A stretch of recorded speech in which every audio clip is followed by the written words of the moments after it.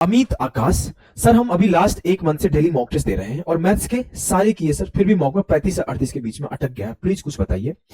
ये प्रॉब्लम जिस किसी का है, जो भी बच्चा है, अगर आपको ये प्रॉब्लम है कि आपके मार्क्स स्टक कर गए हैं, मार्क्स स्टक कर गए हैं, तो आपको क्या करना चाहिए? देखो, आपके मार्क्स स्टक करने का रीजन होता है मेन रिवीजन का नहीं होना।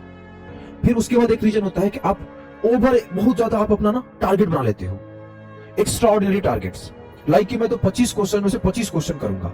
ये भी एक रीजन होता है आपके कम मार्क्स आते हैं। आपका नॉलेज का कमी तो है, साथ साथ एक्स्ट्रा टारगेट भी है। और मैं अगला बात करूं, जैसे मैंने बोला लैक ऑफ नॉलेज, अगली बात मैंने क्या बोला, एक्स्ट्रा ऑर्डिनरी टारगेट्स,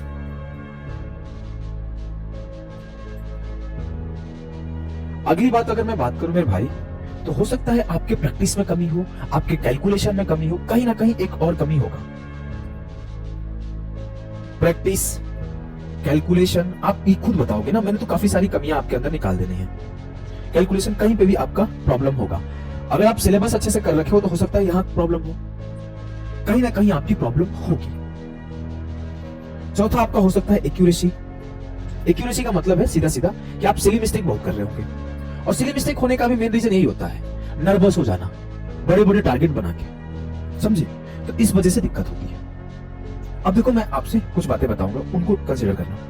पहला कि आप कभी भी उन चैप्टर्स पे फोकस मत करो जो नहीं आते हैं। जस्ट कि मैं बोला कि आपने अभी टीएसडी नहीं पढ़ा है, और मॉक टेस्ट में अगर टीएसडी के सवाल है तो आपको नहीं सॉल्व करना है।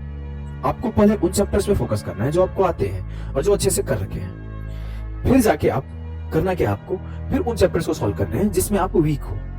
ठीक है। अगली बात मैं बताऊं कि अगर आपको लग रहा है कि आपके नॉलेज में कमी है, तो आप अपने रिवीजन के टाइम को बढ़ा दो, ज्यादा से ज्यादा टाइम आप रिवीजन को दो। रिवीजन की स्ट्रैटेजी मैंने कई बार डिस्कस किया है, आप उसी चीज को अप्लाई करो कि आप हर दिन हर चैप्टर से 10 सवाल सॉल्व करो। सारे नहीं टच कर सकते तो कम से कम 10 चैप्टर से 10 सवाल सॉल्व करो, और किसी एक चैप्टर से 30 से 40 सवाल सॉल्व करो। जो चैप्टर से आप 30 से 40 सवाल सॉल्व करोगे उसके कॉन्सेप्ट को भी रिवाइज करो, और जो चैप्टर से आप 10 सवाल करोगे सिर्फ 10 सवाल करो, जिससे उसके टच में बने रहोगे। अगर मैं 10% से करता हूँ, कल आज ही 10 प्रॉफिट लॉस से करता हूँ, आज ही 10 एसआई से करता हूँ, आज ही 10 सीआई से करता हूँ, तो क्या होगा, मैं चारों चैप्टर के टच में हूँ, 2-4 कॉन्सेप्ट मेरे रिवीजन में है।